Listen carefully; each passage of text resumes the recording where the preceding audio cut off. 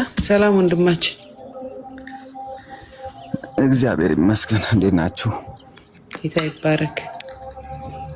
ከየት ቤተ እምነት ነህ አልከኝ? እኔ እንደ መርጌታ ነኝ ማለቴ ኦርቶዶክስ ቤተክርስቲያን ነኝ። አገለግለው እዚያው ወደ ግን ጥያቄ መርጌታን ልጠይቅ የነበርኩት ይህን ስል ቤተክርስቲያን አገልግሎት ላይ ያለው ቅድም ቀዳሚ ማን ነው በቀዳሚ ገብረ እግዚአብሔር በሚለው ላይ በእሁድ 8 ፍጥረታት ተፈጥረዋል ብለው በሚታረቁት ወይ ደግሞ በምንታረቀው ታሪክ ውስጥ ላይ መላእክት ፍጥረት ናቸው። የመላእክት ፍጥረት የቱ ጋር እንደተጻፈ ማስረጃ ወይ ደግሞ መረዳት ፈልጌ ነበረ። የንተወጣው መሰለኝ ለዛ ነበረ ሳይወጡ ቅድም እንትን እያልኩ ነበርኩ። አሉ አልወጡም አልወጡም ይሰማሉ። የት አሉ ድንገት ዋል ይጠጡ ይሆናል እንጂ አልወጡም አሉ።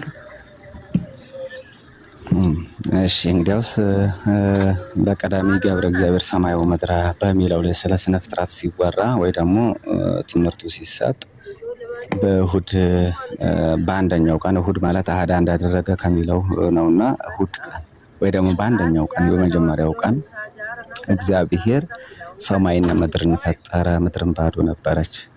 ማነው የእግዚአብሔር መንፈስ ውሃ ላይ ነበረ በሚለው ላይ በዚያው ላይ ትንታኔ ሲተናተን 8 ፍጥረታት ተፈጥረዋል።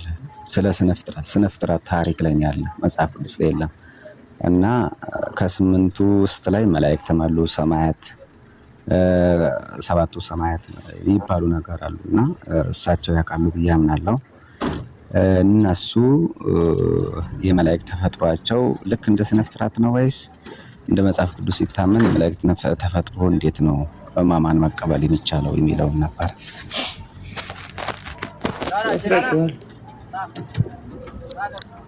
ያስረዳዋል። ትንሽ ጠብቅ እሺ ወገኖች። ታፕታፕ ሼር አድርጉ። ኢየሩሴ አልታይሽ ያልነው ሪፖርት ስላለው ነው ቤቱ። ያ በጣም ብዙ የሚለፉ ልጆች አሉ ባይዘወይ ሼር በማድረግ በጣም ጌታ ኢየሱስ ዘመናቸውን ይባርክ። ትንሽ ሼር ቢደረግ እና ታፕታፕ ይረዳናል። ተባረኩልኝ። መርጌታ አሉ እህቴ ወይ ማለት አይ ቲንክ የኔ ዓለም ነው አይደል ስሙ? ወንድማችን እንዳልሰጥ የኔ ዓለም ይሄን ጥያቄ በውስጥ ቢጠይቃቸውና ዲስከስ ቢያደርጉ ጥሩ ነው። ምክንያቱም እሱም እንዳለው ቅዱስ መጽሐፉ ላይ አይደለም ያለው ስነ ፍጥረት ላይ ነው ያለው ብሏልና ዋናውን ርዕስ እንዳንረሳውና ጊዜ በሌላ ጉዳይ እንዳናጠፋ አይ ቲንክ እሱ ማወቅ ፈልጓል። መርጌታ ፎሎ ባክ ተደራረጉና ጠይቃቸውና ዲስከስ አድርጉት። ግን አሁን ርዕሳችን ላይ ብናተኩር ጥሩ ነው። ጥሩ። ምክንያቱም ትልልቅ ጥያቄዎች አሉን። በተለይ ሁለተኛ ቆሮንቶስ ምዕራፍ 4 ላይ ያለን ጉዳይ ሰዎች መጥተው እንዲያስረዱ እንፈልጋለን። በጣም ሁለተኛ ቆሮንቶስ ላይ ያለው እና አይደለም እኔ ጥያቄ እሱ ሁለተኛ ቆሮንቶስ ምዕራፍ 4 ላይ ያለውን ጥያቄ እኔ አልጠየቅም። ምክንያቱም በፊቱን መጽሐፍ ስለማውቀው አንተ ጠየቅም። እኔ ጠየቅኩት። እኔ የምጠይቀው እኮ እያዳመጥክ አይደለም ወንድሜ ማለት ማነው? የኔ ዓለም ይኸውልህ፣ አንተ የጠየቅከውን ከመርጌታ ጋር ፎሎ ባክ ተደራረጉና በውስጥ ጠይቃቸው አልኩህ እኮ። ሰምተኸኝ ከሆነ ይሰማል? የኔ ዓለም እየተሰማኝ ነው። እየሰማሁ ነው ማለት እናንተ ዲስከስ አድርጉት ሁለታችሁ እሱን። ምክንያቱም እዚህ ርዕስ ይዘናልና ርዕሱ ቶታሊ እየተረሳ ስለሆነ በርዕሱ ዙሪያ የምናነሳው ጥያቄ አለ። ሰዎች ገብተው እንዲያስረዱ ስለምንፈልግ ቅድምም መርጌታ እና ኤርሚያስ ያሳዩን 80 አሐዱ መጽሐፍ ላይ መጽሐፍ ቅዱስ ለማለት ይቸገራለሁ። አሁን እሱን መጽሐፍ እዛ መጽሐፍ ላይ ልክ ያልሆነ ነገር ተጽፏል እና ያነሳሁት ጥቅስ እዛ ላይ ያለ ነው። ሁለተኛ ቆሮንቶስ ምዕራፍ 4 ቁጥር 4 ልክ ባልሆነ መንገድ እዛ መጽሐፍ ላይ ተጽፏል። ስለዚህ እሱን የሚያስረዱን ሰዎች እንዲመጡ እንፈልጋለን ነው። ገብተዋል ያልኩት እኔ ያለ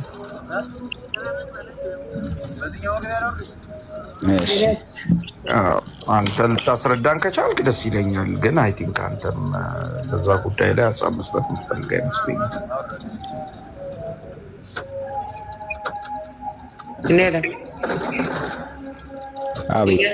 ገብተዋል የተባለው 80 ያህሉት መጽሐፍ ገብቶኛል። ያ መመለስ ትችላለህ። እሱን አይ መጽሐፍ ቅዱስ የሚለውና ይሄኛው መጽሐፍ አሁን የሚለው ያሁኑ የበፊቱ እኮ እንደዚህ አይልም። ግን እግዚአብሔር እንዴት ሰዎችን ክፉዎችን እንደሚዘጋባቸው ነው ወይስ እንደሚሰውርባቸው እንደቀየሩት እሱ እኔ አይዶን ነው። እሱ ጋር እውቀት የለኝም።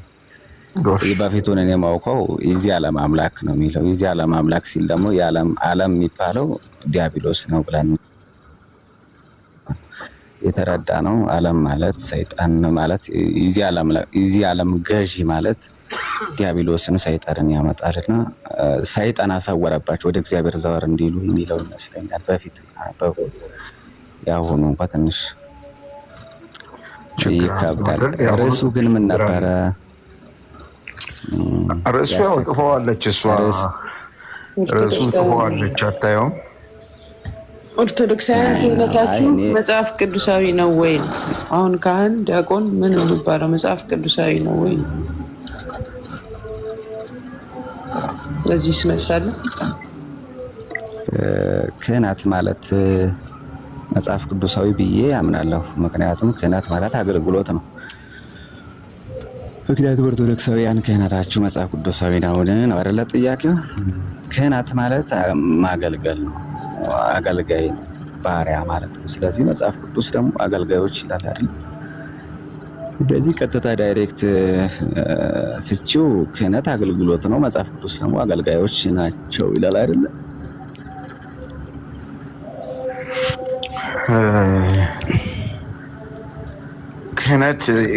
የክህነት አገልግሎት አሁን በመሰረቱ ካህን ማለት አገልጋይ፣ ባሪያ ማለት አይመስለኝም። መጽሐፍ ቅዱስ እንደሱ አብራራውም። ግን ክህነት አቆይ ይላል። ክህነት ማለት ታክህን አገለገለ ነው የሚለው ግዕዙ። ታክህን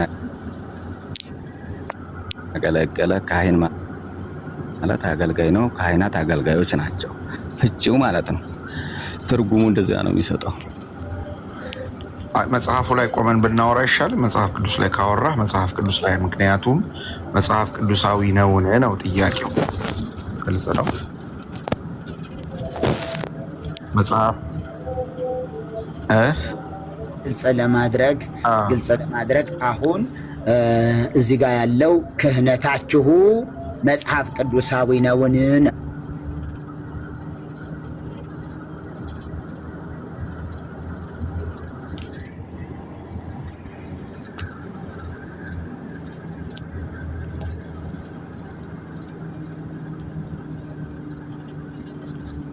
ማለት ነው ሲያገለግሉ የነበሩ እንደማለት ስለሆነ ዋናው ግን ኦርቶዶክሳዊ የሆነው የክህነት አገልግሎት መጽሐፍ ቅዱሳዊ ነው ወይ? የክህነት አሰጣጡ በራሱ መጽሐፍ ቅዱሳዊ ነው ወይ ነው ጥያቄው።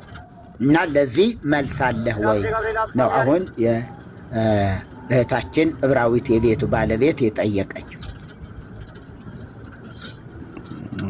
አይ ክህነት መጽሐፍ ቅዱሳዊ ነው። በእርግጥ ቀደም የንታ ሲያስተምሩ እንደነበሩት ጥንቆላን የሚሰራ አለ፣ የሚሟትት አለ፣ በሽንገላ የሚያገለግል አለ፣ ከልብ ደግሞ በትህትና የሚያገለግል ደግሞ አለ። ስለዚህ ይህ እንደ ሰው ይለያያል እንጂ እንደ ተግባር እንደሚተገብረው ሰው ወይ ደግሞ እንዳድራጊው እንዳገልጋዩ ይለያያል እንጂ ክህነት አሁን ምስጋና ነው አይደለ? ማለት አገልጋይ ማለት ቤተ ትርጉም ላይ የሚታረቀው አገልግሎት ልክ ነው እኮ አሁን ስም ጠርተው የሚያገለግሉት ትርጉም ላይ አይደለም እያሄድኩ ያለው። ትርጉም ላይ አይደለም።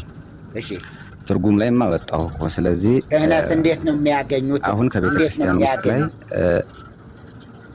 የኔ ዓለም አሁን ቶሎ እንድንል እንዴት ነው ክህነቱ የሚሰጣቸው የሚያገኙት በምንድን ነው ነው? እሺ ሚት አድርግ ያለው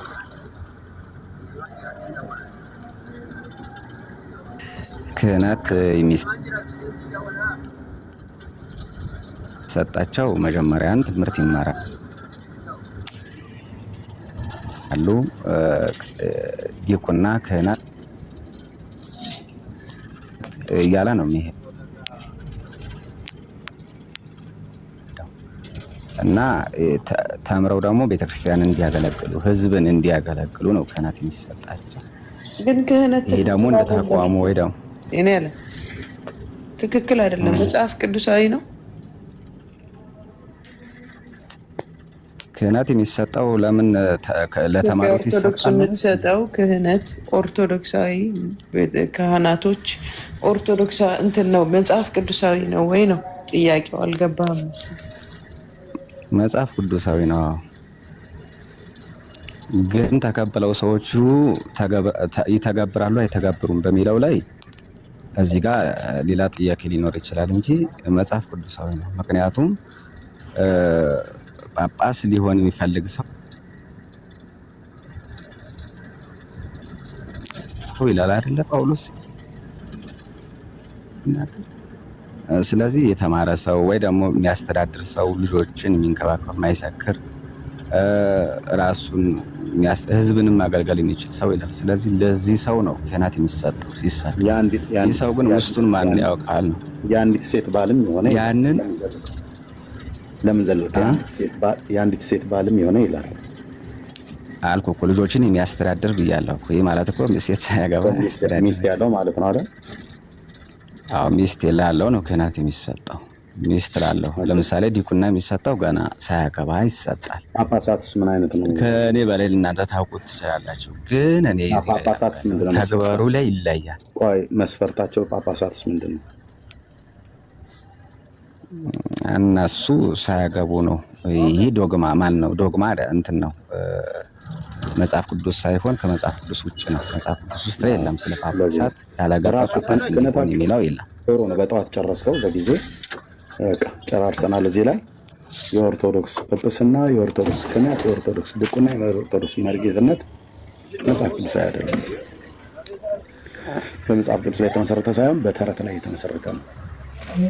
ይሄን የፈለግነው የጳጳሳቱን በዚህ ከጨረስን የካህኑን ዲያቆኑ የሌላው ዜሮ ነው ማለት ነው። አይ ካህኑ ነው የክህነት ነው እኮ እዚህ የተጻፈው ጳጳሳት የሚለው ላይ አይደለም አይደል? ጳጳሳት ካህናት በማን ነው ክህነቱን የሚካኑት? ከጳጳሳት ነው የሚቀበሉት። ለምሳሌ ኢየሱስ ክርስቶስ እዚህ እናንተ ክህነት ውስጥ የለበትም። ብራዘር ስሙን አትጥራው፣ የጌታዬን ስም ዝም ብሎ አትጥራው። እሱ እዚህ የእናንተ ክህነት ውስጥ አያውቀውም። የእናንተ ክህነት ውስጥ ኢየሱስ ክርስቶስ ብለህ ስሙን ጨምረህ ልታደርገው ትችለው አይደለም። ምክንያቱም መጽሐፍ ቅዱሳዊ ያለመሆኑን ቅድሚያ ነግረህናል። የእናንተ ጳጳሳት ካህናትን እና ዲያቆናትን የሚሾሙ እነሱ ናቸው። ዲያቆናትና ካህናት ተምረው ነው አይደል በቤተክርስቲያኒቱ ክህነትን የሚወስዱት ከኤጲስቆጶሱ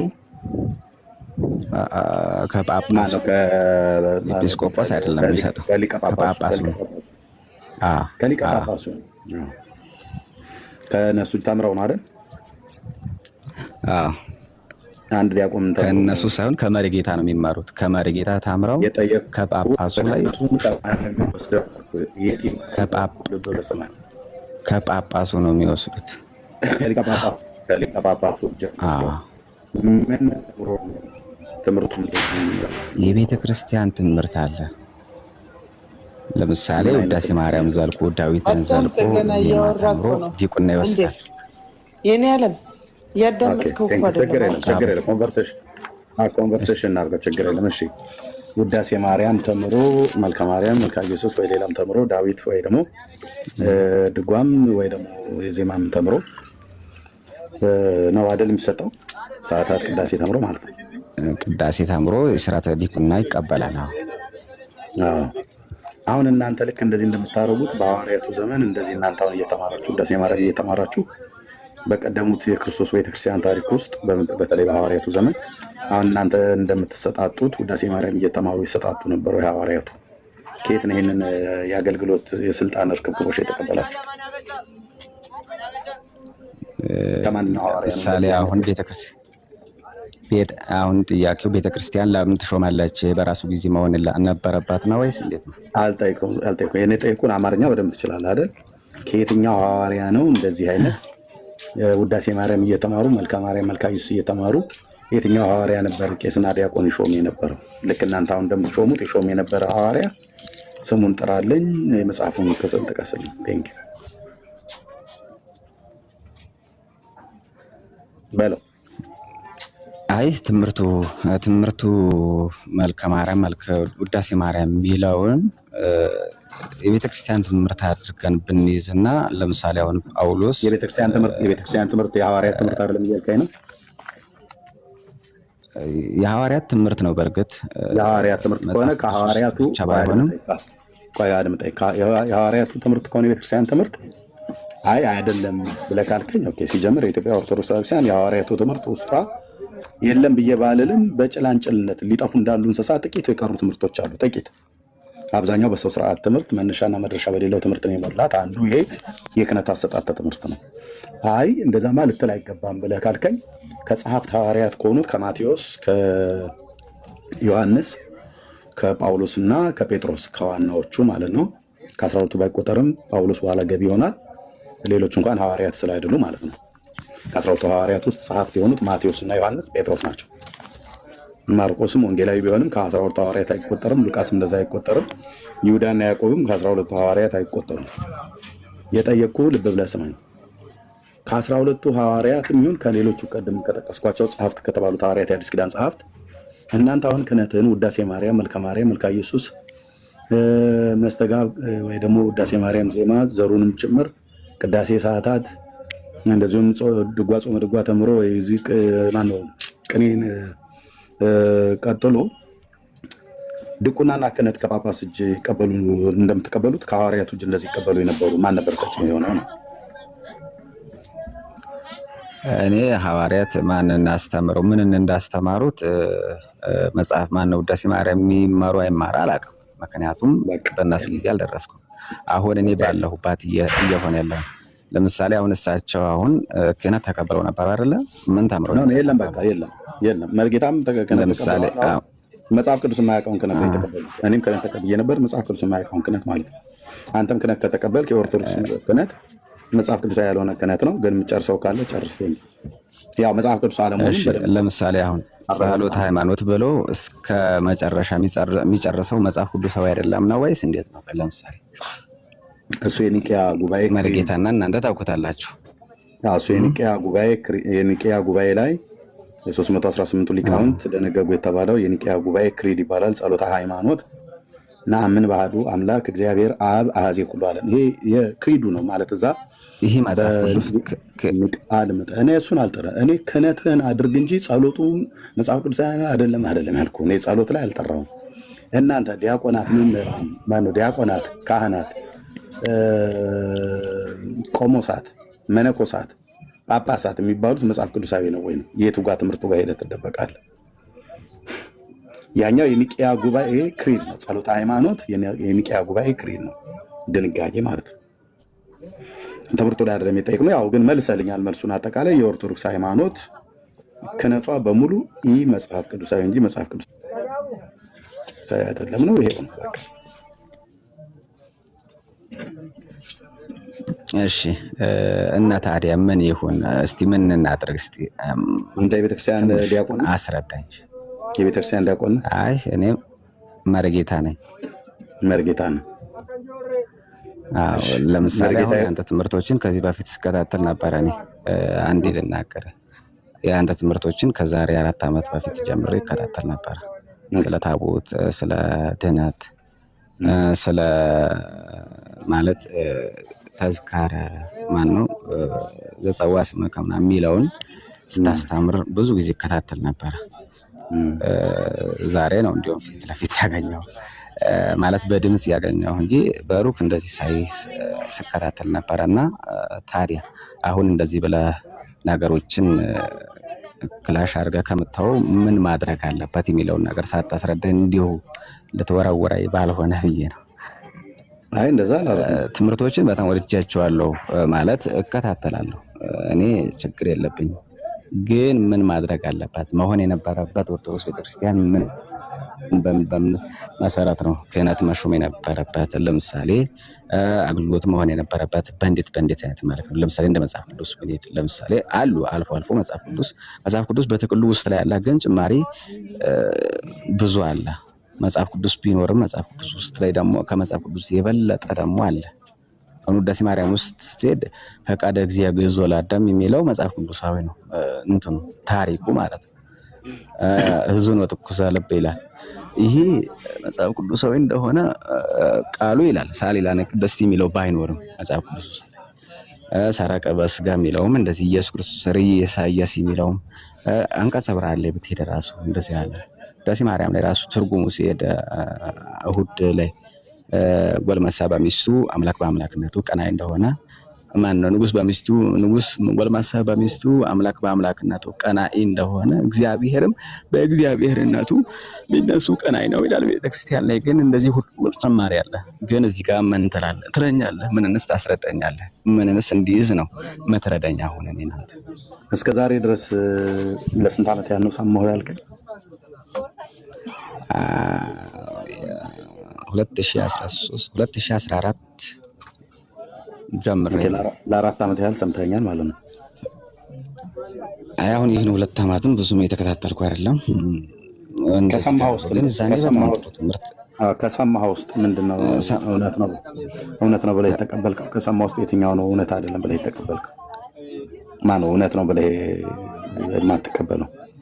የተቀበልከው የትኛው ነው እውነት ብለህ ነው? የትኛው ነው ደግሞ እውነት አይደለም ብለህ ያልከው? እስከዛሬ አይ አንተን ከሰማሁት ነገሮቹ አዲስ ሆነውብኝ ነበር። አዲስ ስለሆኑብኝ ምንድነው ይሄ ነገር እያልኩ ከመጠቅሳችሁ ጥቅሶች ውስጥ የገባው መጽሐፍ ማንበብ በጣም ዲፕሊ ገብቼ እንዳነብም አድርጎኛል። ብዙ ነገሮችን እንትን ብያለሁ፣ ተጠቅሜብሃለሁ። ግን ስለታወስ ታወራ ነበር። ምን ተረዳን? ስለታወስ ስለ መንገድ ስለ እንትን አንድ እንዲሁም የሆነ ምህረተአብ ሲያስተምር ከነበረበት ትምህርት ላይ ተነስታ የጸናች ማነው የቀደመችውን መንገድ ፈልጉ የሚለው ላይ ተነስታ ስታስተምር ትዝ ይለኛል። ኢሳይያስ 56 ገደማ ነው እና እሱ ጋር ስታስተምር በጣም ማብራሪያ ስትሰጥ አይቻለሁ። ያ የቀደመችው መንገድ የተባለው ማን ነው? ተቋም ነው አይደለም በሚለው ላይ አምጣ ደግሞ ወደዚህ ላይ ለነፍሳችሁ ረፍት ታገኛላችሁ ብላ እዚህ ጋር ደግሞ ማቴዎስ ላይ ምናምን እንትሙ ማን ነው ጾራን ትውልድ የሚለው ላይ ሸክም የከበረባችሁ ወደ እኔ ኑ ለነፍሳችሁ ረፍት ታገኛላችሁ በሚለው ላይ መደብ ብዙ ትምህርት ወስጃለሁ። ስለ ታቦቱስ ኤርሚያስን ተቅሳ አስተምር ብዙ ነገሮችን በዚህ የተነሳ አንተን አልተቀበልኩም ማለት እኔ ትምህርትም የተቀበልኩ ሳይሆን መጽሐፍ ውስጥ እንድገባ አድርጎኛል። በተለይ ብዙ ጊዜ አውርጄ ይዤው ነበረ፣ ትምህርትህን አውርጄ ይዤው ነበር። ስልክ እንትን ሆኖብኝ በዚያው ጠፋብኝ እንጂ ብዙ እንትኖችን ስብከቶችን አውርጄዋለሁ። ስለ ጦጣ፣ ስለ ታምረ ማርያም፣ ስለ ቅዱሳን ምልጃ እና ስለ ታቦት ብዙ ነገር ስታስተምር ነበር። እዛኔ ትዝ ይለህ እንደሆነ አይህ ነበረ ትምህርትን አይቼ ተጠቅሜብሃለሁ። ግን አሁን ላይ መጽሐፍ ቅዱሳዊ ነው ኦርቶዶክስ ክህነት ከምትለው ለምሳሌ አሁን እኔ የተማርኩት ትምህርት ለምሳሌ አሁን አንተ ተምረሃል። የተማርከው ኦርቶዶክስ እንደነበርክ ነው።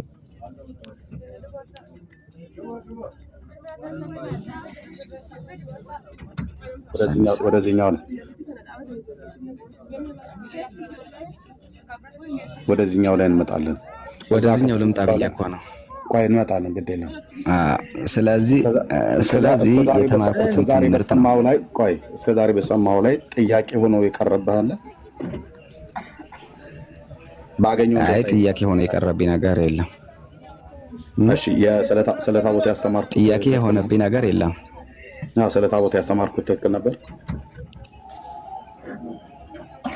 ወዲያው ጥያቄ ነበረ። ወዲያው ጥያቄ ግን ከምታስተምራቸው ትምህርቶች ተነስቼ መጽሐፍ ቅዱስ አንብቤ እየዘገየስ ስትሰማ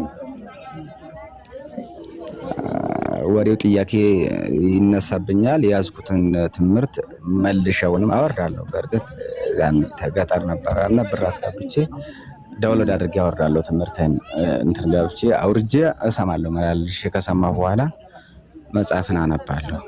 እያነበብኩ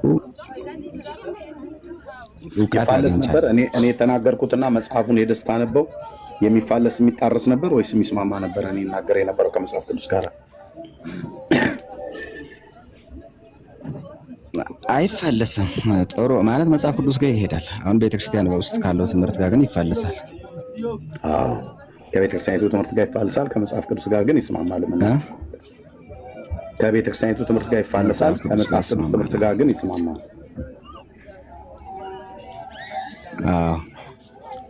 ምን ወሰንክ ታዲያ አንተ?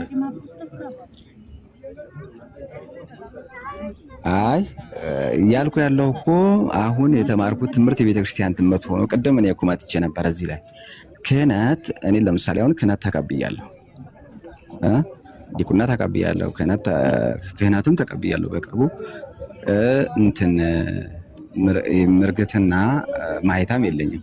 አቆቆም ቤት ነው ወደ ስራ የተመለስኩ፣ ወደ አገልግሎት ቤተክርስቲያን የተመለስኩ እንትን ነበረና አቆቆም ቤት እንትን ብዬ ማይታም አልያዝኩም። ማይታም ማለት አንዱን የሚደርስበት አንተ መቼም አዲስ ይገባኛል እና ደባትር ያለው ማለት ነው። ደባትር ያለው ማለት ነው። ይሄንን ግን አሁን መጽሐፍ ቅዱስ ሰናንቤ እንዳነብም ያደረገው ያጥምት ስለሆነ እሺ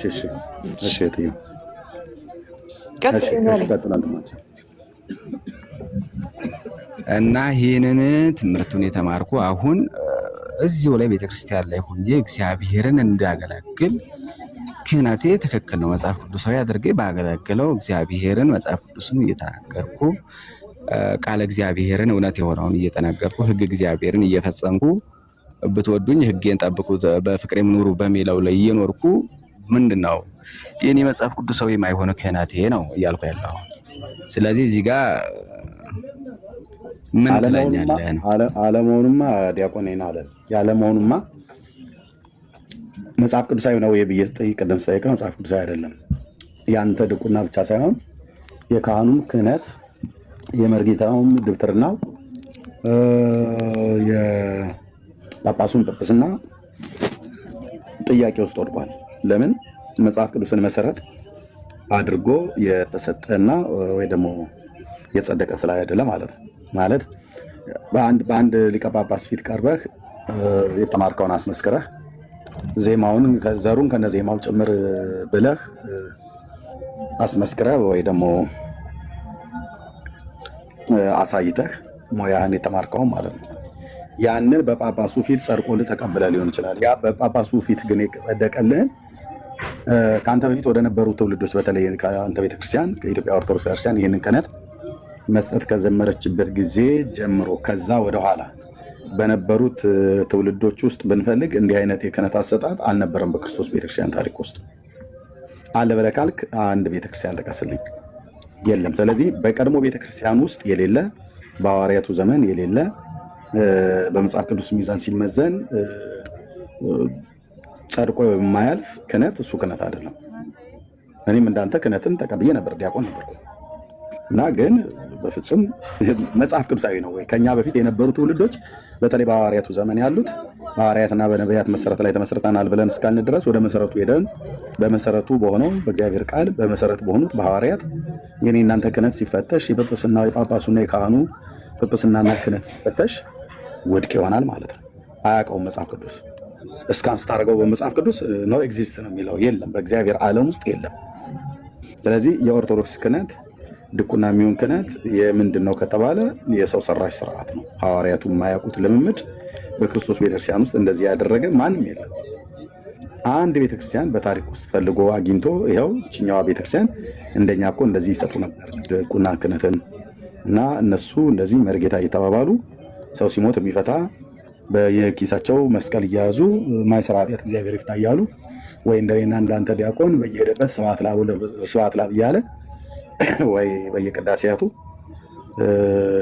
ተንሱ ለጸሎት እያለ ይል የነበረ የለም። በክርስቶስ ቤተክርስቲያን ታሪክ ውስጥ በሐዋርያቱ ዘመን መጀመሪያው መቶ ክፍለ ዘመን፣ ሁለተኛው መቶ ክፍለ ዘመን፣ ሶስተኛው መቶ ክፍለ ዘመን፣ አራተኛው መቶ ክፍለ ዘመን እንደዚህ ላይ የለም። ከዛ በኋላ የመጣ ነው። በተለይ እስከ ሶስተኛው መቶ ክፍለ ዘመን ድረስ የለም። ስለዚህ ይሄ አይነት ትምህርት በሐዋርያቱ ዘመን አይታወቅም። ስለዚህ አሁን ይሄን ትክክል አይደለም ወይ ብለህ ካልከኝ በቃ ትክክል አይደለም። በማን እይታ ሲታይ? በጴጥሮስና በሐዋርያቱ ትምህርት ነው። ህገወጥ የሆነ አሿሿም ነው። ህገወጥ የሆነ አሿሿም ነው። አሁን በምንም አይነት መልኩ ኢትዮጵያ ውስጥ ብትመጣ የኢትዮጵያ አሁን የጠቅላይ ጦር አዛዥ ዋናው ጀነራል ታውቃቸዋለህ አይደል? ኢታማዦር ሹሙ ኢታማዦር ሹሙ አዲሱ ማዕረጋቸው ምንድን ነው?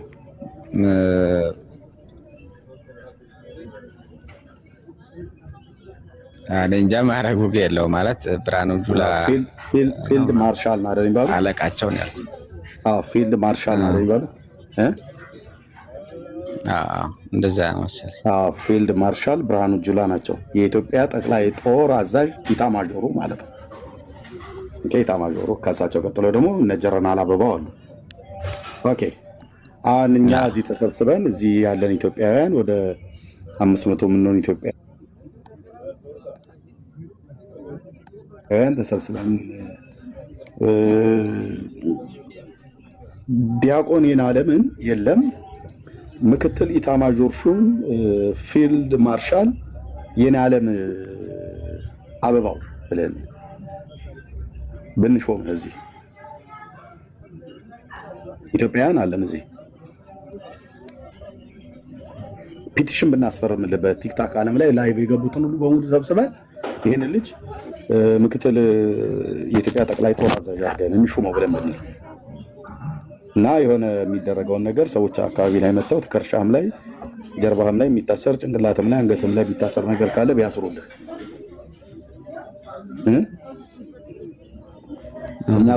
እኛ በሰጠንህ ነገር ሄደን ማን ሄደህ የኢትዮጵያ ጦርን ታዘዋለህ?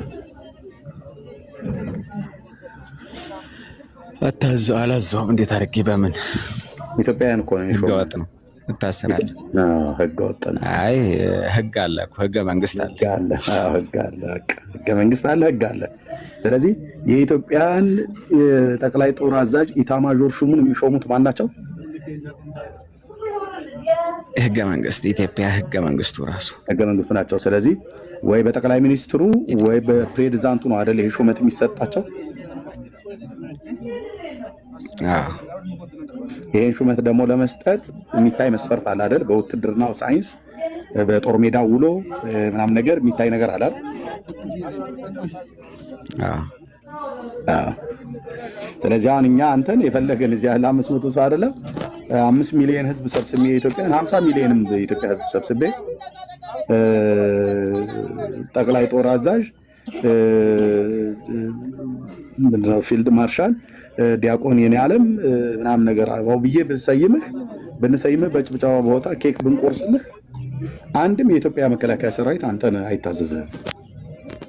እንደውም ኑ ታዘዙ ምናምን ነገር ብለህ ብትል ከእናንተ ከሾማችሁ ከእናንተ ግን እሾማለሁ። ከእናንተ ከሾማችሁ ምክንያቱም እናንተ ናችሁ ስልጣን የሰጣችሁ፣ እናንተን ግን እገዛችኋለሁ።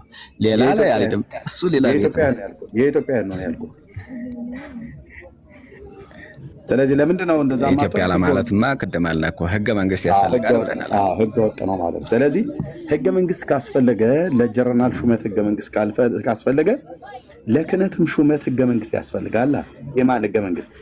የእግዚአብሔር ህገ መንግስት ያስፈልጋል። የእግዚአብሔር ቃል ማለት ነው። ኦኬ፣ የእግዚአብሔር ህገ መንግስት ምኑ ነው? ቅዱስ ቃሉ ነው። ቅዱስ ቃሉ ማን የተጻፈው? በነቢያትና በሐዋርያት ነው።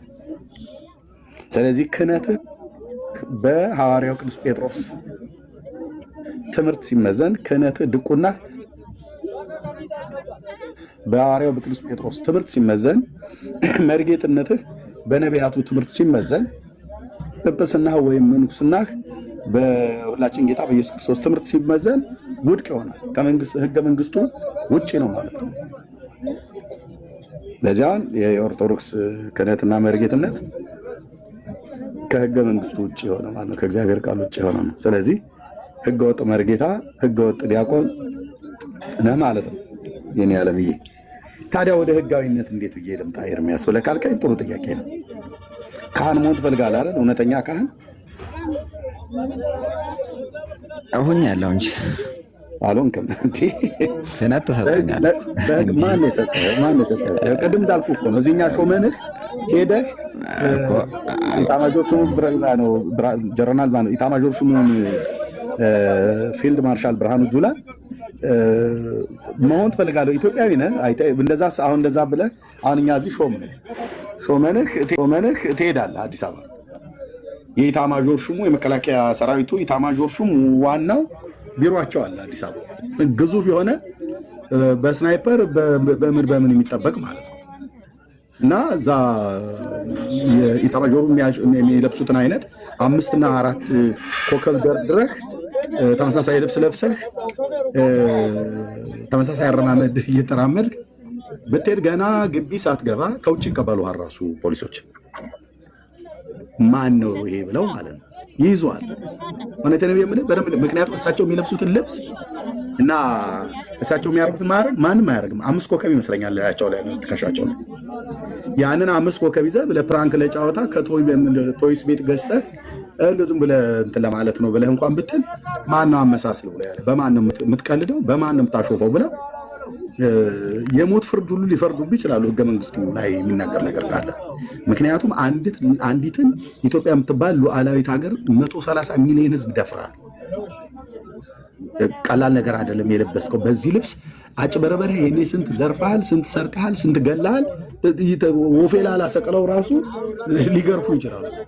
ያው ሽንት መሽኛ ላይ ጃሪካም ቢያንጠለጥሉ እንትን ብረትም ቢያንጠለጥሉ ብቻ በምንም ይሁን በል ምክንያቱም እሺ የንታ አንድ ነገር በዛ እመጣለሁ። ችግር የለውም። የምን ተረት? እውነቱን ምነግርህ ጌታችንም በምሳሌ ይናገራቸው ነበር። ቀጥታ ስነግርህ ካልገባህ በምሳሌ ይነግራቸው ነበር። በምሳሌ እነግርሃለሁ። ስለዚህ እዛ ሄደህ ተመሳሳይ ኢታማዦር ሹሙ የለበሱትን ኮከብ አድርገህ ኒሻን ደረታቸው ላይ አድርገህ ይሄ ቦኔቱን ቀዩ እሱን አድርገህ ወታደራዊ ሰላምታ ምናምን ነገር ሰጥተህ እኔ ማለት ኢትዮጵያውያን ቲክቶክ ላይ አግኝተውኝ የተሾምኩ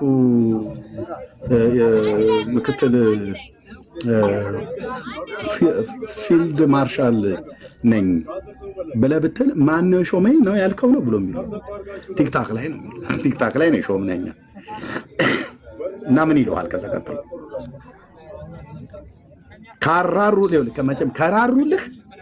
ከራሩልህ ቀስ ብለው መክረው ሁለተኛ እንዳይለመድ ብለው ቸብ አድርገው ትንሽ ገርፈው ይሰደዋል።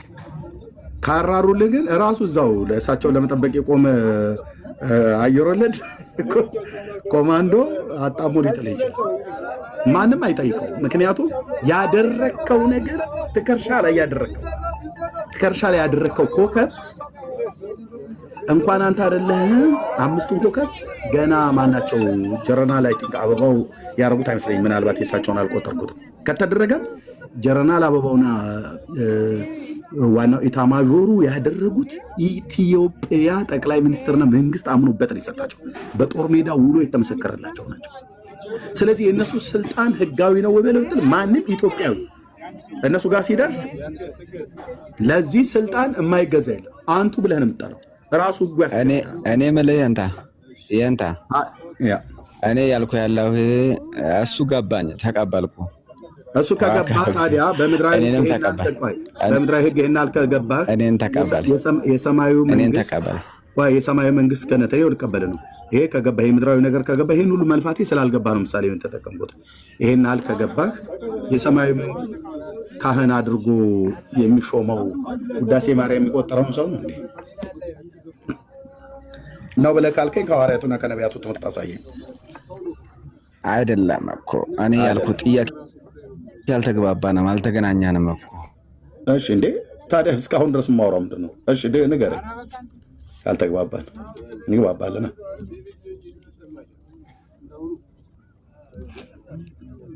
ንገረኝ። እኔ ያለው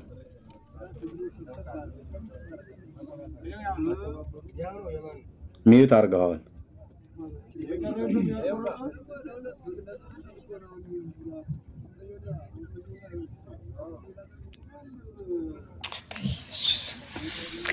እኔ ያለ ኔትወርክ ነው።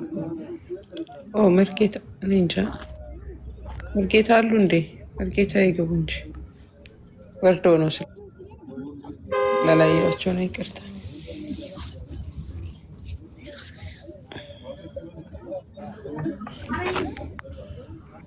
የኔ ያለ አቤት፣ አልሰማም። አሁን ትሰማለህ? መልስለት። እኔ የጠየቁት ጥያቄ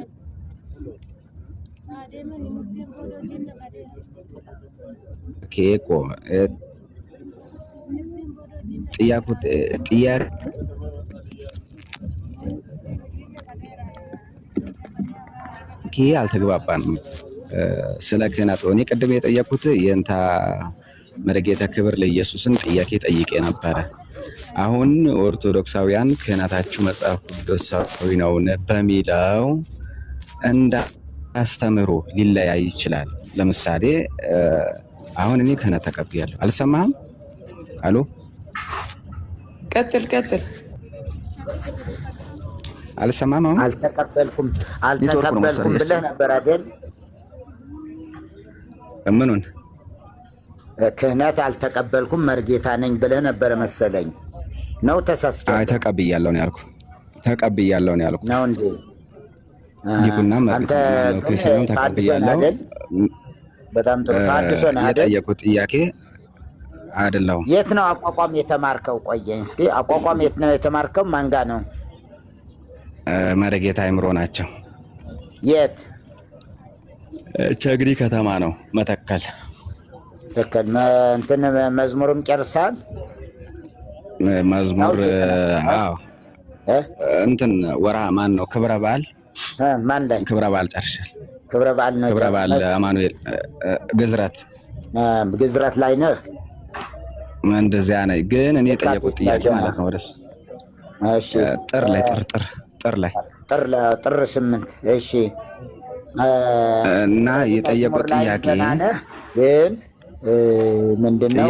ምስክር ነው የሌለኝ ብለህ ስለነበረ ነው። ቅድም ገና አቋቋሙም አልጨረስከውም እንዳልከው አንተ ገና ጥር ላይ ነው። ህዳር 6 ይጀምራል አቋቋም። ህዳር 6 ጀመርክ። ከዛ በኋላ ጥር 8 ላይ ነው ያለኸው። ኦኬ። የ4 ወር አካባቢ ነው። ግን አቋቋሙ ገና በጣም ብዙ ይቀርሃል። ያም ሆነ ግን አንተ ወንጌል ግን ገብቷል አይደለ? ያልኩት ስለ ክህነት ነበር ያወራን ነበር። ገብቶኛል እኮ ወደዛ ልመጣልህ ነው። ወንጌል ግን ገብቷል? እሺ፣ አዎ ገብቶኛል። ወንጌል ገብቷል። በጌታ ነህ? ወንጌል እንደገባኝ እኮ ነገርኩት እኮ። ዛሬ 4 ዓመት ገደማ ነው የተናገር እውነቱን ትምህርት እየተከታተልኩ ነበር። ከዛ ዲፕሊ ገብቼ ትምህርት ቤት አቆቆ። በተሐድሶ አገልግሎት ከነማን ጋር ነው የምታገለግለው? ከነ ሙሴ እነ ቀጸላ ወይስ ከነ ማን ነው? አይ ከማንም ጋር አይደለም። አዎ አብረህ ወራዘ በውስጥ እናውራው መርጌታ። በቃ እሺ። ዲያቆን በውስጥ እናውራ። እኔ በውስጥ አውራው ማውራት እንችላለን፣ ግን እዚህ ጋር አገልግሎትን ትተዋል ወንድሜ። በውስጥ ጥያቄ ግን አልመለሳችሁም። ችግር የለም፣ በውስጥ ላውራ ዲያቆን።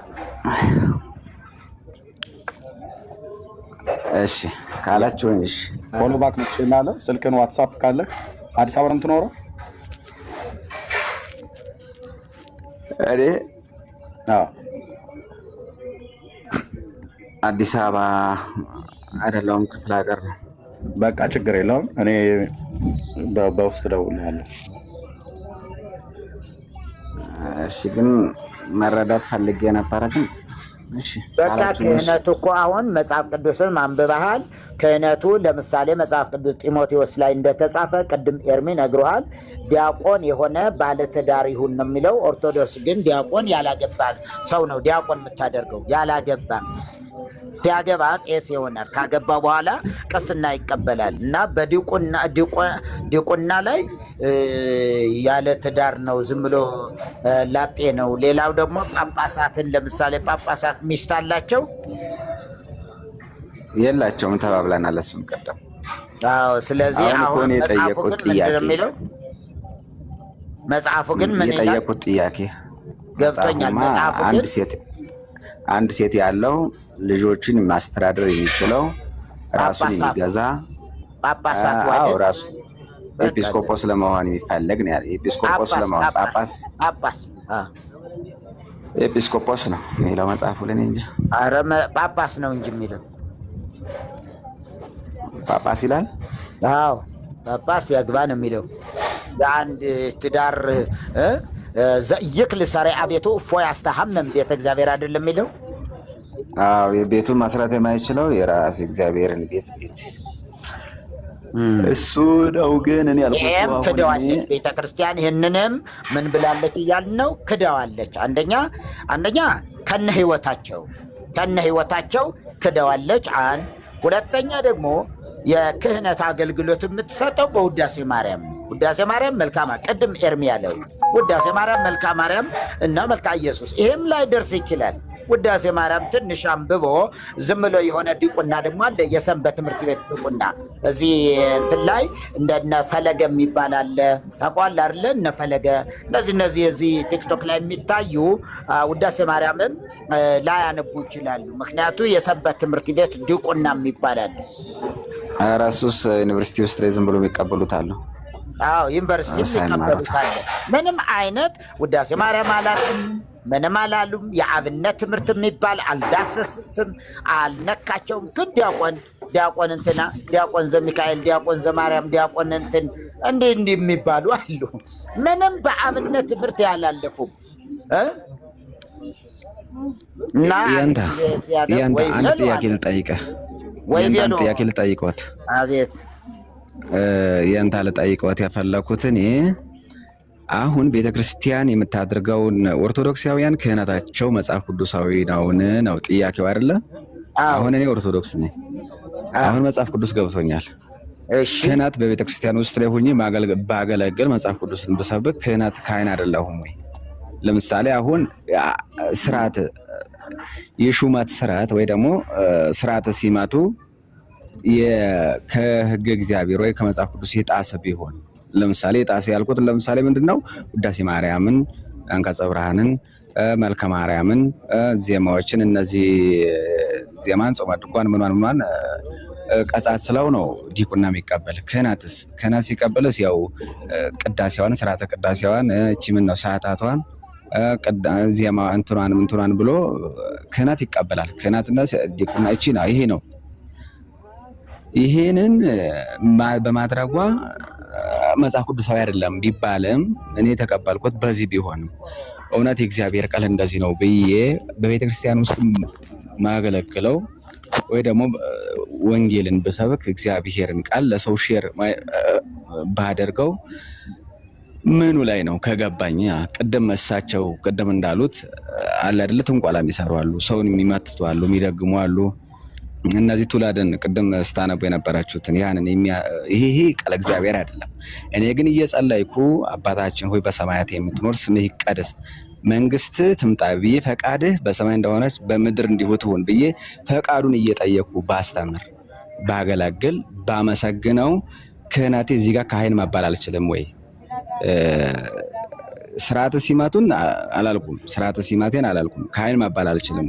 እናንተ እግዚአብሔር ካህናት ማን ንጉስ ካህን አየህ፣ መጽሐፉ የሚለውን ለአንብብልህ። ይሄን የተጠራ ከድቅድቅ ጨለማ የተጠራ ሁሉ ወንድም ሴትም ሽማግሌም ምንም ነገር ግሪካዊም አይሁድም ይሁን የትኛውም ነገር ላይ ምን ያለ ከድቅድቅ ጨለማ የተጠራ ሁሉ ምንድነው? ካህን ነው። ካህን አንተ ባለቤት አግብተሃል? አቤት አግብተሃል? አዎ። በቃ ባለቤት ካህን ናት። እንደዚህ አገልግልሃት ከሆነ ወንጌል ገብቷት ከሆነና የዳነች ከሆነ ይሄ የዳኑ ሰዎች ህይወት ነው። ስለዚህ መጽሐፍ ምን ይላል? ራእይ ምዕራፍ 1 ቁጥር 6 ላይም ለወደደን ከኃጢአታችንም በደሙ ላጠበን ነጠላ ሰረዝ መንግስትም ለአምላኩና ለአባቱ ካህናት እንድንሆን ላደረገ ነጠላ ሰረዝ ለእርሱ ከዘለዓለም እስከ ዘለዓለም ድረስ ክብርና ኃይል ይሁን አሜን አለ። ካህናት ላደረገን ነው የሚለው። የዳነ ሰው ሁሉ ካህን ነው። ግን ደግሞ አገልግሎቶች አሉ። የቤተ ክርስቲያን የአገልግሎት እንትኖች ደግሞ አሉ እና ክህነትን በተመለከተ ግን ሴትም ወንድም ሁሉም ካህን ነው። የዳነ ሁሉ ካህን ነው። ስለዚህ ካህን ልትባል ትችላለህ። ነገር ግን በሐሳብህ እኔ እኮ ክህነቴ ውዳሴ ማርያም አንብቤ መርጌታ ሆኜ እነዚህ እንትን አድርጌ ነው የሚል መንፈስ ካለ መውረድ አለበት።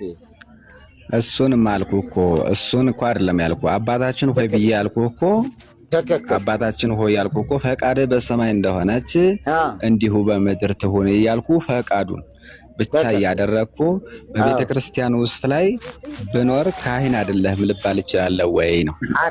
አሁን እኔ በቤተ ክርስቲያን እውነቱ ገብቶ መቤቴ ሆይ ካልክ ነው ችግሩ። ደግሞ ችግሩ ምን መሰለ?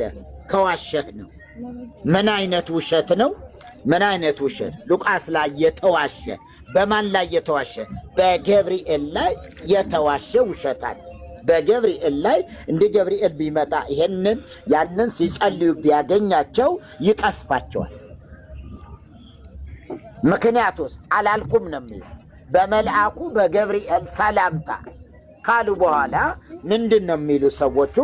ይኸውልህ በመልአኩ በገብርኤል ሰላምታ ሰላም እልሻለሁ። ማነው ይሄን ያለው? ያው ደብተራዎቹ የሀገራችን ደብተራዎች። ከዛ በመልአኩ ይኸውልህ ምን ይላል መሰለህ? በአማርኛም እንትን እንዲል ነው እኮ በመልአኩ በቅዱስ ገብርኤል ሰላምታ ሰላም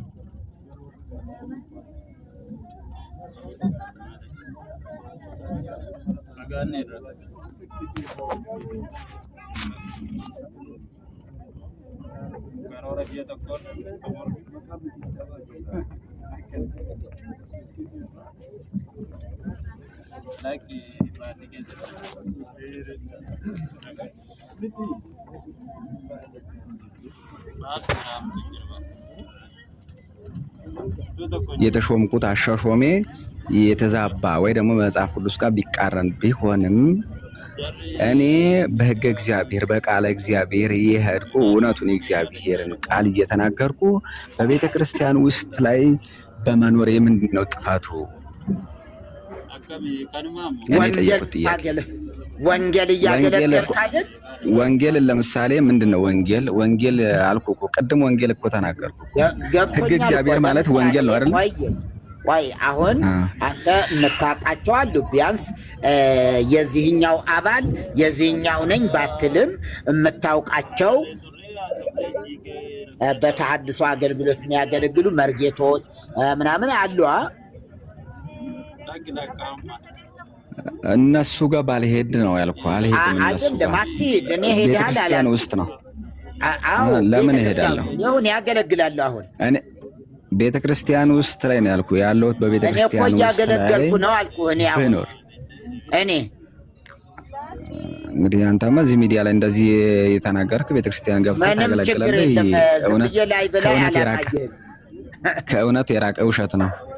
እሺ ይሄ አይዳረገም ማለት አለ ህግ ቤተክርስቲያን ደግሞ አለ እዚያው ላይ ያለበት ችግር የለም። በምን እንዴት ነው የሚያገለግሉ ብለህ ብትጠይቅ ጥሩ ነበረ። ግን ቀጥልሽ። ስለዚህ ያልኩህ እኔ ተመለሰልህ አይደለ? ግን እኔ እየጠየኩ አልተመለሰልኝም እኮ። ምኑ ነው ያልተመለሰ? እኔ እውነት ገብቶኝ በቤተ ክርስቲያን ውስጥ ኦርቶዶክስ ቤተ ክርስቲያን ውስጥ አገልግሎት እያገለገልኩ ህገ እግዚአብሔርን ኢቭን ለምሳሌ አሁን ወንጌላውያን ተናገረ ህገ እግዚአብሔር ወንጌል እሺ ወንጌልን እያስተማርኩ ኢየሱስ ጌታ ነው ብዬ አደባባይ ላይ ባልሰብክም ቃል እግዚአብሔር ነው እውነቱን መንገድ ግን እያሳየኋቸው እዚያ ውስጥ ሁኜ ባገለግል ጥፋቱ የቱ ጋር ነው? ለምሳሌ አሁን ታድሶ በመተላቸው ታድሶዎች ጋር ባልቀላቀል ለምን እቀላቀል? ምንም መቀላቀልም አይጠበቅብህም። ማነው ጥፋት ነው ያለ? ጥፋት ያለህም የለም። ወንጌል እንደሱ ነው። ትቀጥላለህ፣ ታገለግላለህ። አይ መጽሐፍ ቅዱሳዊ አይደለም። አንተ ቅድም እኮ ማርሻል ብርሃኑ ጁላ ጋር እንደዚህ ቢሆን አንተ ውሸት ነው የሚባለው። ይሄ ተረት ማለት ምሳሌ ጋር ኖ አሁን እዛ ጋር ላሉ ጣዖታት ካልሰገድክ ችግሩ ምን መሰለ? ለጣዖታት የምትሰግድ ጣዖታትን የምታመልክ ከሆነ አብረህ የሚጨልጡትን እየጨለጥክ ውሸቱንም ምናምን ነገር ከሆነ እሱ ማስመሰል ነው። እሱ እውነት አይደለም። ከዚያ መለየት ያስፈልጋል። ገብቶሃል አባባል? አይ ማስመሰል የለባትም። ማስመሰል ሳይሆን ልብ ነው። እግዚአብሔር ሳብሰጋጸው እግዚአብሔር ልብ ያለ ነው እኮ ያልኩህ። አንተን ነው እኮ ያልኩህ። አልሰማኝም? የኔ ችግር የለም። አንተው ራስህ ከሚጠነቁሉ ጋር አብረህ እየጠነቆልክ ቢሆን ለምሳሌ ወንጌልንም እየሰበክ በዚህ ደግሞ እየጠነቆልክም እንትን እያልክ ከሆነ እሱ አይሰራም። ወንጌል ብቻ ገብቶህ ግን ወንጌል እያገለገልክ እስክትባረር እስክትደበደብ ድረስ ወንጌል ብታገለግል ምንም ይኸው ሞልተዋል እንደዛ የሚያገለግሉ። ነገር ግን አብረው ያንን እየተቋደሱ ሰዎች ደስ ይበላቸው ብለው ስዕሉን እየተሻሹ እመቤቴ አንቺ ታውቂያለሽ ብሎ እየተንበረከከ ሰዎች እንትን ይሉኛል ካለ ይሄ አልዳንም። እሱ እኛ ጋር የለም። ምክንያቱም እኛ እና ስዕሉን ምን አልሳምክም ምናምን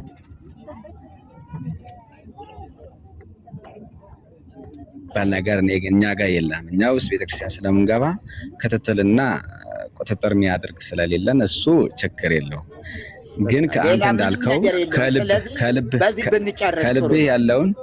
ከልቤ ያለውን ነገር ለምሳሌ አሁን የሚጠናኩሉ ጋር እየጠናኩሉ ውሸታሞች ጋር እየወሸው የሚሰርቁ ጋር እየሰረኩ ይህ ማለት ስርቆት ብቻ ሳይሆን ቃል እግዚአብሔር የማይለውን ማለት ራሱ ስርቆት ነው። የእግዚአብሔርን ቃል ላይ የሰውን ቃል እያደረጉ ለሰው ባሳውቅ ይህ ስህተት ነው። ይሄ ግን አንዳንዴ ቤተክርስቲያን እንደሚታወቀው የሚዳረጋለን። ለምሳሌ አደባባይ ላይ ስወጣ ቤተክርስቲያን ላይ የሚዳረገውን ነገር ማንበብ ግድ ነው። ከልብ ግን የለውም።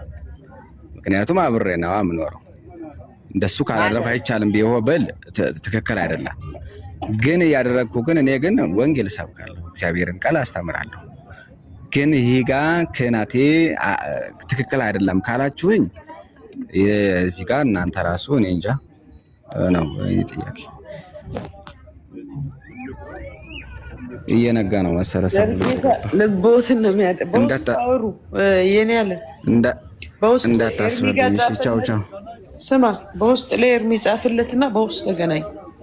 እሺ በውስጥ እናወራለን ብለውሃል። እርጌታም ኤርሚም በውስጥ ሜሴጅ ላይ ስልክህን ጻፍላቸው ይደውሉልሃል እንጂ በአንድ ሰርግ ሁለት ቦታ ላይ አይጨበጨብም። ምን እስከሚገባኝ ግን ደግሞ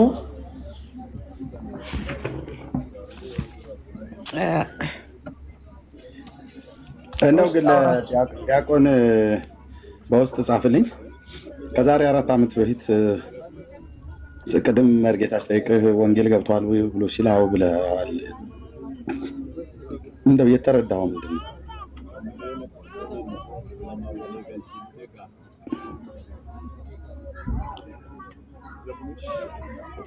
ብዙ ተረድቻለሁ።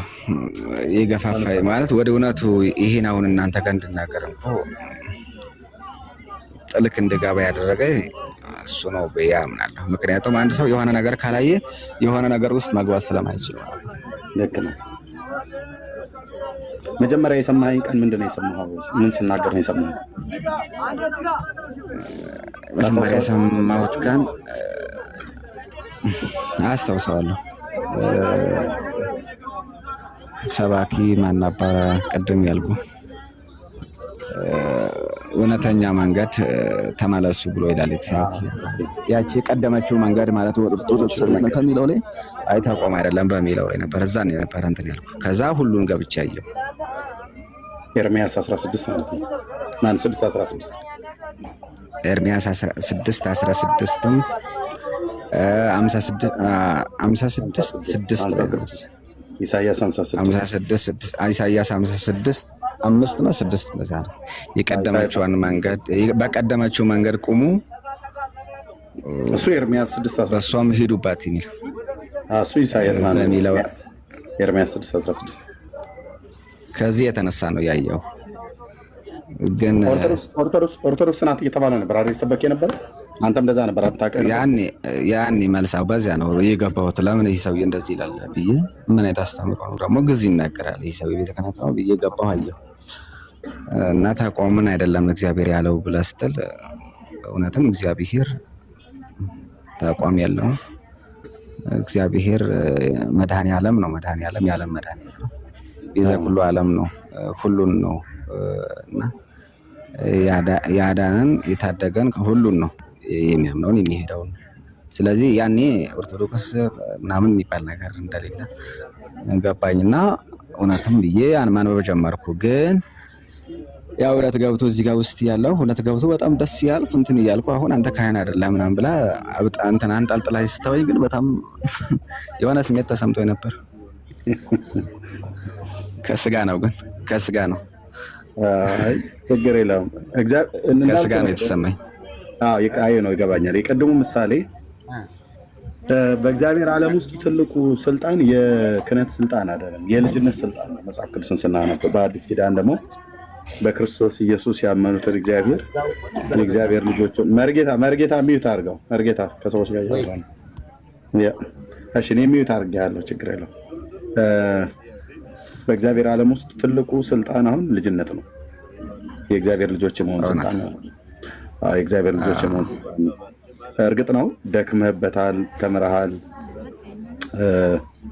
በዛ ባለ በቤተክርስቲያን የተማርከው ዝም ብሎ ማንም የሚያገኘው አይደለም። ብዙ ዋጋ የከፈልክበት ነው። ጊዜህን ልጅነትህን ሁሉ ያልክበት ነው። ግን ምንም እንኳን ጊዜን ረጅም ዘመን የፈጀውበት ነው ብለህ ብትልም በእግዚአብሔር ፊት ተቀባይነት የሌለው ክህነት በቃ ተቀባይነት የለውም። በእግዚአብሔር ዘንድ ተቀባይነት ያለው ክህነት አለ። የመጽሐፍ ቅዱስ አስተምሮት ቅድም መርጌታም አንተ ምን ስትናገር የነበረው ቅዱስ ጴጥሮስ በመልእክቱ ላይ የተናገረው ማለት ነው።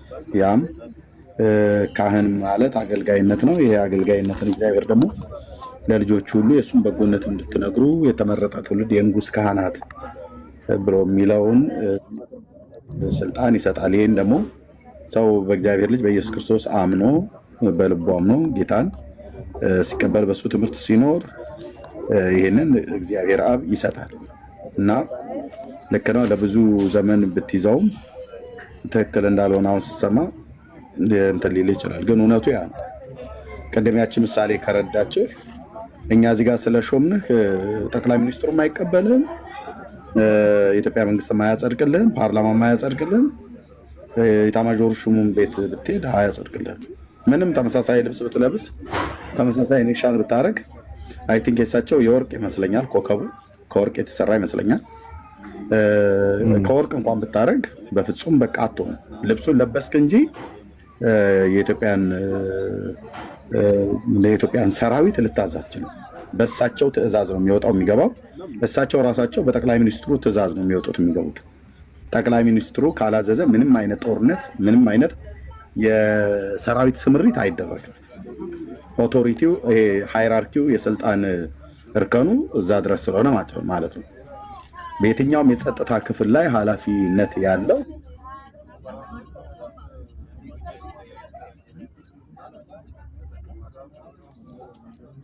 ከላይ የተቀመጠው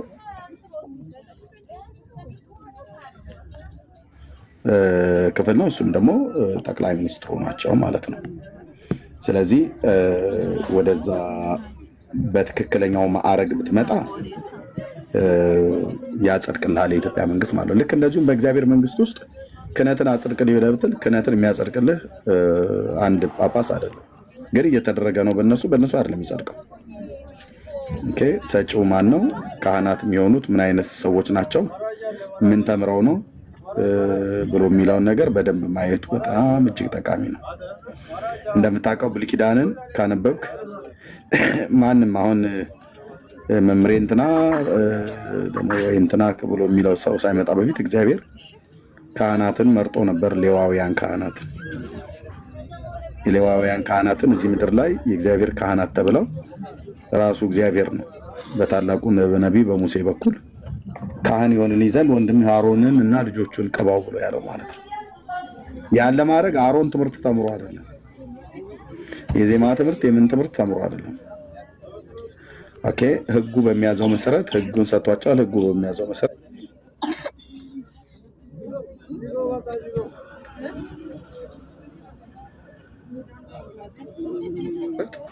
የእግዚአብሔርን ቃል ማለት ነው ቶራን እሱን ያነባሉ። እንደ ህጉ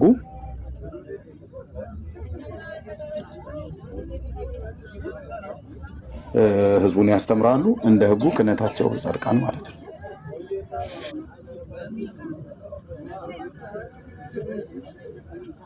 እንጂ የሆነ ቦታ ላይ ሄደው ካህን ሆነው መጥተው ካህንን ብለው ስላሉ ለምሳሌ ዘኍልቍ መጽሐፍ ምዕራፍ 16 ስታነብ ዘኍልቍ 16 ላይ ነው ታሪኩ ያለው። የቆሬ ልጆች 250 ሰዎች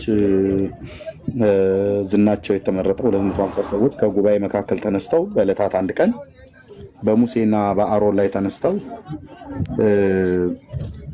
እኛም ካህንን ብለዋል። ስለዚህ ልናጥን ይገባል፣ ልትከለክለን አይገባም። ሙሴ ካህንን ብለው አሉ።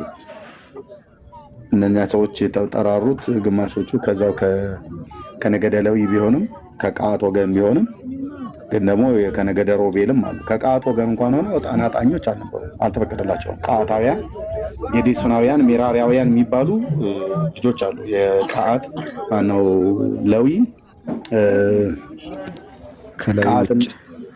ሌዊ ቀዓትና ጌዴሶን ሜራሪን ወለደ። የቀዓት ስሮች ናቸው እና አንበረም ማለት ነው። አንበረም ደግሞ ሙሴና አሮን ማርያምን ወለደ። የአንበረም ልጆች በሙሉ ካህናት አይደሉም። አሮን ካህን ነው፣ ሙሴ ነብይ ነው፣ ማርያም ነብይ ናት። ሙሴ እንኳን ማጠን አይችልም፣ ማርያምም ማጠን አይችልም። ምንም ከነገደ ሌዊ ከቀዓት ዘር ቢሆኑ አይችሉም። ዕጣን ማጠን ለአሮንና ለልጆቹ ነው ብሎ ያለው እግዚአብሔር። ትንሹ ወንድሙ ሙሴ ነብይ ነው፣ ታላቂቷ እህት ማርያም ነብይ ነው። እነዚህ ሰዎች በምን ነበር የተሾሙት? እግዚአብሔር ትምህርት አስተምሮ ዜማ አሁን አንተ እንደተማርከው እኛ እንደተማረው እንደዛ ተምረው ነው? በፍጹም የለም እንደዚህ አይነት ስራ።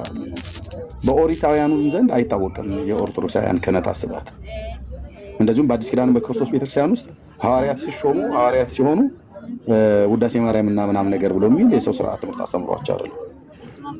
የወደዳቸውን መረጣቸው ነው። በቃ ወደ እሱ ጠራ፣ መረጣቸው። ከተራራ ሲወርድ መረጣቸው። ኦኬ፣ መረጣቸው፣ አለቀ።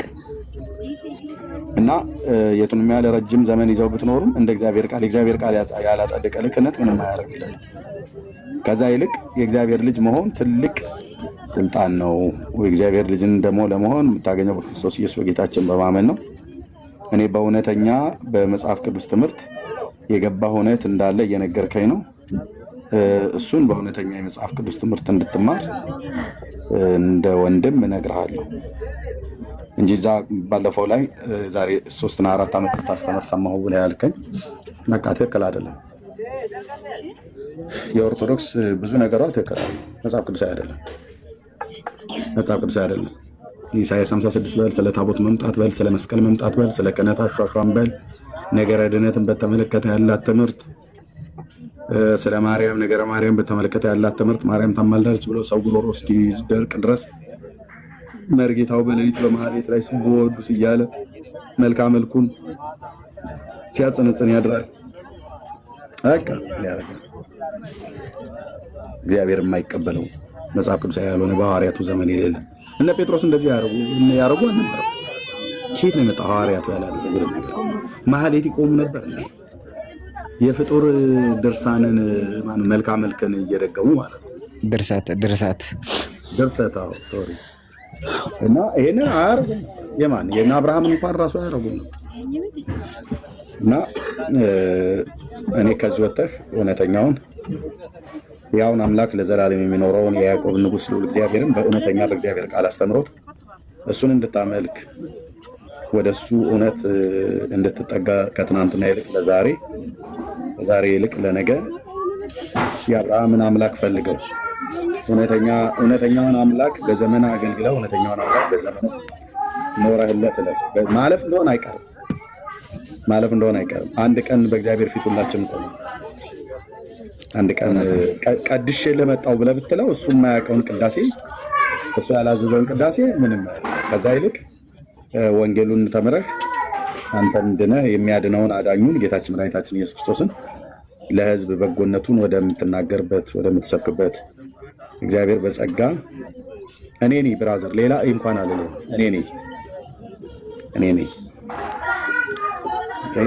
እኔን እረኛውን ከዛ ገጠር አንስቶ ታሪክ የሌለኝን ሰው ጸጋ ከሰጠኝ ለአንተ የማይሰጥበት አንዳቸው ምክንያት የለም። ጌታ ቸር ነው። እግዚአብሔር ልብ ነው የሚፈልገው። ልብ ይፈልጋል። ለእሱ ሊኖርለት የሚፈልግ እሱን ለማገልገል የፈለገ የቆረጠ ልብ ይፈልጋል ከሰዎች ይፈልግ እና እሱን ነው ብዬ የምልህ። ሰዎች ሊገፉ ይችላሉ፣ ሊቃወሙ ይችላሉ፣ ትክክል አይደለም ብለው ሊሉ ይችላሉ። አንተ ግን የአባቶችን ፈለግ ተከተል፣ የሐዋርያቱና የነቢያቱን ማለት ነው። በገዛ ወገኖቻቸው ዘንድ እንኳን ተቀባይነት አልነበራቸውም። ራሱ ጌታችን ኢየሱስ ክርስቶስንም ጨምሮ የገዛ ወገኑ እስራኤላውያን ናቸው ለሞት አሳልፈው የሰጡት። ግን በዚህ ምድር ላይ በነበረበት ዘመን የአባቱን ፍቃድ አገልግሎ ነው ያለፈው ጌታችን ኢየሱስ ክርስቶስ እና በዘመኔ ይህንን እንድታደርግ ወንድማዊ ጥሪ እናቀርብልሃለን። እዚህ ላሉ ማለት ነው ጌታ ኢየሱስ ክርስቶስን ንስሐ ገብተህ በእውነተኛ አስተምሮት ባለፍክበትን ቤተ እምነት የተማርከውን ትምህርት ይዘህ ህዝብን ለማዳን ወንጌል ነው። በዚህ ዘመን ህዝብን የሚያደርግ ቅዳሴ አይደለም፣ ሰውን የሚያድን ወንጌል ነው። ወንጌል ደግሞ የምስራች ነው። የምስራቹ ደግሞ ስለ ጌታችን ስለ ኢየሱስ ክርስቶስ አንተ ጋር ነው። ድምፅ አለ ሚት አድርገው አንተ ጋር መሰለኝ ቴንኪያ እና በእውነተኛ አገልግሎት ጌታችን ኢየሱስ ክርስቶስን አገልግለው ኖረህለት እንድታልፍ ይሄ በቃ ወንድማዊ ጥሪ ነው። እንግዲህ ዛሬ 4 ዓመት አካባቢ ሰማህ ነበረ። አንተን ሰምቼ ነው እንደዚህ ህይወቴ ተለወጠው ብለህ ካልክ ያሰማው እንግዲህ ከመጽሐፍ ቅዱስ ላይ ነው። አሁን አንተ ትሰማኛለህ። አንድ የቤተክርስቲያን መርጌታ የሆነ ሰው ይሰማኛል ብዬ አልነበረም የተናገርኩት። ግን እግዚአብሔር ህዝብ እንደሚሰማ ስለሚያውቅ ውጣና ተናገር ብሎኛል። እንግዲህ ስናገር ደግሞ አንተን መሰል በጣም ብዙዎች አሉ። እውነት ነው። በጣም ብዙ ነገር በቃ ትክክል አይደለንም። የአዳም ልጆች በቃ እኔ እንደው በጌታ መለምናችሁ ትክክል አይደለንም። በጣም እኮ ትክክል አይደለንም ወንድሞች፣ እናቶች። በተለይ በሃይማኖት ቤት የሚሰራውን ሸፍጥ እግዚአብሔር ልቡ እንደ ሰው በሰውኛ ምሳሌ በነገራችሁ እግዚአብሔር ልቡ እንዴት በቤተክርስቲያን እንዳዘነ ልነግራችሁ አልችልም። አካሉ ናት የተባለችው ቤተክርስቲያን ማለት ነው። ዛሬ ኢየሱስም አይደለም ነክሶና ገኖ ከብሮ የሚታየው። በእያንዳንዱ ቀን በቃ አሉ የሚነክሱ የሚገኑ ለጌታ የተመታ ከበሮ ለነሱ የሚመታላቸው፣ ለጌታ በታጠነበት ጽና ለነሱ የሚጨስላቸው። ሲጀምር እግዚአብሔር አዲስ ኪዳን ላይ የማንንም ዕጣን አይፈልግም። የማንንም አልኳችሁ፣ የማንንም እግዚአብሔር በነቢዩ በታላቁ ነቢይ በኢሳያስ በኩል ምዕራፍ 66 ዕጣንን የሚያጥን በሬን አንገት እንደሚቆለመም ነው ያለው። የውሻን አንገት እንደሚሰብር ነው ያለው። ዕጣን በሱ ዘንድ አጸያፊ ነው። ለአብና ለወልድ ለመንፈስ ቅዱስ ብሎ የሚጨስ ሉባንጃ የሚሆን ነጭ ዕጣን ምንም የለም። በቅዳሴ ስርዓት ታውቀዋለህ። በነበርንበት ቅኔ ማህሌት ውስጥ ሳይሆን ቅድስት ውስጥ ገብተን እኔ ገጠር ቤተክርስቲያን ስለቀድስ ማለት አስታውሰዋለሁ። መስኮት እንኳን የለውም ራሱ ቅድስት ውስጡ ያለው ማለት ነው። እዛው መንበሩ ዙሪያ ላይ ሆነን እየቀደስን እያለን ከመንበሩ ደቡባዊ ክፍል ላይ ቆሜ ሰሜናዊ ክፍል ላይ የቆመውን ካህኑን እንኳን አላየው። ከዕጣኑ ጭስ የተነሳ ማለት ነው። እርስ በርስ አንተያይም ነበር። በሳይነስ አለመሞቴ እግዚአብሔር ረድቶኝ ነው። አይናችን ተጨናብሶ እና የሥላሴ ቤተክርስቲያን ነበር እኔ ያደኩትን ሚስጥር የሚያየሁት። እውነት አሁን መጽሐፍ ቅዱስን ሳነብ ሥላሴ አብ ወልድ መንፈስ ቅዱስ እንደዚህ አይነት ዕጣን ይፈልጋሉ። የወንድሞች እናቶች አዲስ ኪዳን ላይ አይፈልገውም። ለምን ደግሞ አይፈልገው? ይሄኛው አገልግሎት ስርዓት የቀደመው ኪዳን ብሉይ ኪዳን ላይ አለፈ። አልፈልግም ብሎ እግዚአብሔር ልጁን እኮ ለመስቀል ሞት አሳልፎ ሰጠ። ማለት የእግዚአብሔር አብ የባህሪ ልጁ ጌታችን መድኃኒታችን ኢየሱስ ክርስቶስ ወልደ እግዚአብሔር ወልደ ማርያም መጥቶ በመስቀል ላይ እኮ በጉ ተሰዋ። እሱ መስዋዕት ሆኖ አርክቶታል፣ ቁጣውን አብርዶታል። እና አሁን አብ ወልድ መንፈስ ቅዱስ እግዚአብሔር ጥንቱንም መንፈስ ነው በባህሪው፣ ግን የሆነ ጭስ ፊት ለፊቱ ላይ ሄደን ቡል የምናደርግለት ሰው አንቦለቦሉት ብሎ የሚል አይነት አምላክ አይደለም። ያውም እኛ እኮ ነው ወይዘሮ እንትና እኮ ከገበያ ገዝተው የሚያጨሱትን ጭስ እኮ ነው የምናጨሰው። የብሉይ ኪዳኑ ግን ዕጣን በልዩ ትእዛዝ ነበር የሚሰራው። ታውቃላችሁ ወንድሞች እናቶች። አሁን እኮ ቃልቻና ጠንቋይ በየቤቱ ወፋና መተተኛ ደብተራ ሁሉ በየቤቱ የሚያጨሰውን እነ ወይዘሮ አቦነሽ ቤታቸው የሚያጨሱትን እኮ ጭስ ነው ለሥላሴ የታጠነለት ብለው የሚያጨሱት ማለት ነው። አንድ ተራ ግለሰብ ቤት የሚጨስ ጭስ ማለት ነው። ብሉይ ኪዳን ላይ ግን ያለው ልንገራችሁ። አሁን ምንድነው ሳልወድ ብዬ አይደለም። ብሉይ ኪዳን ልታስገቡኝ ነው አይደል? ደስ ይለኛል የአምላኬን ቃል። እሺ እህትየው እንዴት አይነት እኮ ነገር ነው ወንድሞቼ እናቶቼ። እህትየው አቤት አለሁ። አሁን አዲስ ኪዳን ላይ